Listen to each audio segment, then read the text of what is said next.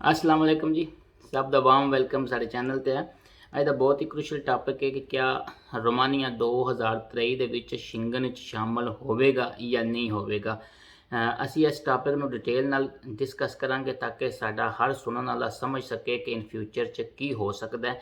2023 ਵਿੱਚ ਕਿਹੜੇ ਮੌਕੇ ਆਉਣਗੇ ਜਿਸ 'ਚ ਰੋਮਾਨੀਆ ਦੇ ਚਾਂਸਿਸ ਹੋਣਗੇ, ਦੁਬਾਰਾ ਵੋਟਿੰਗ ਕਦੋਂ ਹੋ ਸਕਦੀ ਹੈ, ਜੇ ਰੋਮਾਨੀਆ ਦੀ ਸ਼ਿੰਗਨ ਐਕਸੈਸ਼ਨ ਦਾ ਏਜੰਡਾ ਦਾ ਕਦੋਂ ਵੋਟਿੰਗ ਹੋ ਸਕਦੀ, ਹਰ ਚੀਜ਼ ਨੂੰ ਡਿਟੇਲ ਦੇ ਨਾਲ ਡਿਸਕਸ ਕਰਾਂਗੇ। ਕਿਉਂਕਿ ਅਗਰ ਸਾਡੇ ਬੰਦਿਆਂ ਨਾਲ ਤੁਸੀਂ ਗੱਲ ਕਰੋ ਜਿਹੜੇ ਰੋਮਾਨੀਆ 'ਚ ਰਹਿ ਰਹੇ ਨੇ ਜਾਂ ਜਿਹੜੇ ਆਮ ਨੇ, ਉਹ ਤੇ ਮਾਯੂਸ ਨੇ, ਉਹ ਤੇ ਸਮਝਦੇ ਨੇ ਕਿ ਬਿਲਕੁਲ ਚਾਂਸ ਕੋਈ ਨਹੀਂ, ਅਗਲੇ 5-7 ਸਾਲ ਤੱਕ ਰੋਮਾਨੀਆ ਦਾ ਸ਼ਿੰਗਨ ਐਕਸੈਸ਼ਨ ਵਿੱਚ ਹੈ। ਲੇਕਿਨ ਮੈਂ ਤੁਹਾਨੂੰ ਅੱਜ ਵਾਰੀ ਹਰ ਚੀਜ਼ ਜਿਹੜੀ ਤਫਸੀਲ ਦੇ ਨਾਲ ਦੱਸਾਂਗਾ ਤਾਂ ਕਿ ਸੁਣਨ ਵਾਲਾ ਖੁਦ ਹੀ ਅੰਦਾਜ਼ਾ ਲਾ ਲੇ ਕਿ ਰੋਮਾਨੀਆ ਦੇ ਕਿਤਨੇ ਕੁ ਚਾਂਸਿਸ ਹੈ ਨੇ ਹੈ। ਪਹਿਲੇ ਪੁਆਇੰਟ ਇਹ ਵੇ ਕਿ ਕਰੋਸ਼ੀਆ ਤੁਸੀਂ ਸਾਰਿਆਂ ਨੇ ਦੇਖਿਆ ਕਿ 1 ਜਨਵਰੀ 2023 ਨੂੰ ਸ਼ਿੰਗਨ ਦੇ ਵਿੱਚ ਸ਼ਾਮਲ ਹੋ ਗਿਆ ਔਰ ਯੂਰੋਜ਼ੋਨ ਦਾ ਵੀ ਹਿੱਸਾ ਬਣ ਗਿਆ। ਹਾਲਾਂਕਿ ਕਰੋਸ਼ੀਆ ਉਹ ਮੁਲਕ ਸੀ ਜਿਹੜਾ ਰੋਮਾਨੀਆ ਔਰ ਬੁਲਗਾਰੀਆ ਤੋਂ ਬਾਅਦ ਯੂਰਪੀ ਯੂਨੀਅਨ ਦਾ ਮੈਂਬਰ ਬਣਿਆ ਸੀ। ਇਸ ਤੋਂ ਕੀ ਸਬਕ ਮਿਲਦਾ? ਇਸ ਤੋਂ ਸਬਕ ਇਹ ਮਿਲਦਾ ਕਿ ਕੁਝ ਨਾ ਕੁਝ ਕਰੋਸ਼ੀਆ ਨੇ ਐਕਸਟਰਾ ਕੀਤਾ ਜਿਹੜੇ ਇਹ ਦੋ ਮੁਲਕ ਨਹੀਂ ਕਰ ਸਕੇ ਹਨ। ਦੂਸਰਾ ਜਿਹੜਾ ਅਹਿਮ ਪੁਆਇੰਟ ਹੈ ਉਹ ਹੈ ਕਿ ਬੁਲਗਾਰੀਆ ਜਿਹੜਾ ਰੋਮਾਨੀਆ ਤੋਂ ਵੱਖਰਿਆ ਹੋ ਕੇ डायरैक्ट अपन चीज़ा कर रहा है, क्योंकि बल्गारिया बिल्कुल हिचकिचा नहीं रहा अपन चीज़ा लग करन दिया। जिसका पहला सबूत है वे कि बल्गारिया का प्रेजिडेंट जो नवे साल का सैलीब्रेशन सी वियना में आस्ट्रेलिया के चांसलर नाल मिलिया है, ठीक है जी। और इसका रिजल्ट यह निकलिया है कि जनवरी लास्ट ते आस्ट्रेलियन चांसलर अपने इंटीरियर मिनिस्टर नाल बल्गारिया विजिट करेगा और टर्की और बल्गारिया के बार्डर उत्ते वो सारिया चीज़ों देखन गया जो इलीगल इमीग्रेशन का बायस बन गया, जिदे उत्ते आस्ट्रेलिया ने उंगली चुकी सी है। ये इंटीरियर मिनिस्टर वो इंटीरियर मिनिस्टर है जिसने बल्गारिया की शिंगन एक्सैशन में इन्हों के खिलाफ वोट दिता सी है। इत्थों तुसीं अंदाज़ा लाओ कि इसका पॉजिटिव रिजल्ट इन्होंने मिलना शुरू है। और उस तो बाद ये दोनों मुल्क बह के इस चीज़ का यूरोपियन कौंसल में इसका हल पेश करन गए, यानी कि जो बहनगे इसका हल पेश करेंगे फिर कोई हल निकलेगा भी। तीसरी चीज़ है वे कि यह अप्रोच बड़ी करैक्ट है और कल ਨੂੰ कोई बंदा हैरान ना होवे है कि अगर कोई इशू ਇਹੋ ਜਿਹਾ बने तो बल्गारिया रोमानिया ਨੂੰ ਪਿੱਛੇ ਛੱਡ ਕੇ ਅੱਗੇ ਨਿਕਲ ਜੇ ਹੈ। ਹੁਣ ਜਿਹੜੇ ਮੇਨ ਦੋ एजेंडे होंगे यूरोपियन कौंसल के, एक तो पहला तो हो रहा है 25 और 27 जनवरी को स्वीडन के हो रहा justice and home affairs council का इजलास हो रहा स्वीडन के। ये देखा जाएगा कि रोमानिया की करता है और मुस्तकबिल जो कोई इन्होंने इस इजलास जी कोशिश होगी उसका असर निकलेगा। अगर रोमानिया इस इजलास का फायदा चुक के आस्ट्रेलिया नाल बह के अपने मसाइल हल करता है और उन्होंने बह के शिंगन एक्सैशन का टाइम टेबल लै लेंदा तो यह बहुत वड्डी अचीवमेंट होएगी।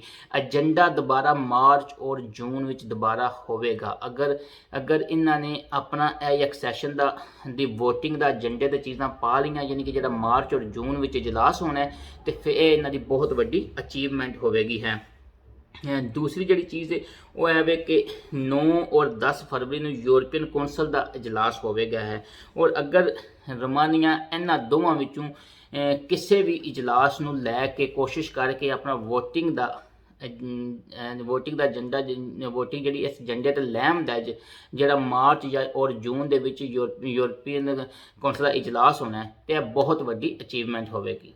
और जिस तरह कि मैं तुहानूं दस्सिया कि नवे साल ते बहुत वड्डी कल्चरल ईवेंट होंदा आस्ट्रेलिया विच है। उहदे विच आस्ट्रेलिया के चांसलर और बल्गारिया के प्रेजिडेंट की मुलाकात हुई सी, जिहदे विच आस्ट्रेलिया के फिर प्रेजिडेंट ने चांसलर ने सोशल मीडिया ते बल्गारिया के प्रेजिडेंट नाल फोटो भी शेयर की सी और बहुत वड्डा बयान दिता सी। उन्होंने कहा कि बल्गारिया के प्रेजिडेंट का आना साडे मुल्क विच साडे वास्ते बड़ा एजाज़ है। इस तरह सानूं मौका मिला कि असी अपने मसाइल बह के उन्होंने डिस्कस कर सकीए है। उन्होंने कहा कि असी सपोर्ट करने बल्गारिया की कि जी उन्होंने कोशिशों की कि जोड़ा यूरोप के बाहर वाले एक्सटर्नल बार्डरस को प्रोटैक्ट कर रहा और बहुत ही अच्छे तरीके कर रहा है और इलीगल इमीग्रेशन को रोक रहा है। वो कहना क्या कि मैं रिक्वेस्ट करना कि यूरोपी यूनियन वो भी इसकी सपोर्ट करे है, जिहदे वास्ते 23 जनवरी ਐਸੇ ਮਹੀਨੇ ਉਹ ਬਲਗਾਰੀਆ ਵਿਜ਼ਿਟ ਕਰਨਗੇ ਔਰ ਟਰਕੀ ਦੇ ਨਾਲ ਜਿਹੜਾ ਸਾਰਾ ਬਾਰਡਰ ਹੈ ਉਸ ਨੂੰ ਵੀ ਵਿਜ਼ਿਟ ਕਰਨਗੇ। ਲੇਕਿਨ ਆਪੋਜੀਸ਼ਨ ਪਾਰਟੀਆਂ ਜਿਹੜੀਆਂ ਆਸਟਰੀਆ 'ਚ ਨੇ ਉਹਨਾਂ ਨੇ ਇਲਜ਼ਾਮ ਲਾਇਆ ਕਿ ਇਹਦਾ ਕੋਈ ਨਤੀਜਾ ਨਹੀਂ ਨਿਕਲੇਗਾ, ਇਹ ਸਿਰਫ ਵੋਟਾਂ ਵਾਸਤੇ ਕਰ ਰਿਹਾ ਜਿਹੜੇ ਅੱਗੋਂ ਆ ਰਹੇ ਨੇ, ਰੀਜਨਲ ਵੋਟਸ ਆ ਰਹੇ ਨੇ।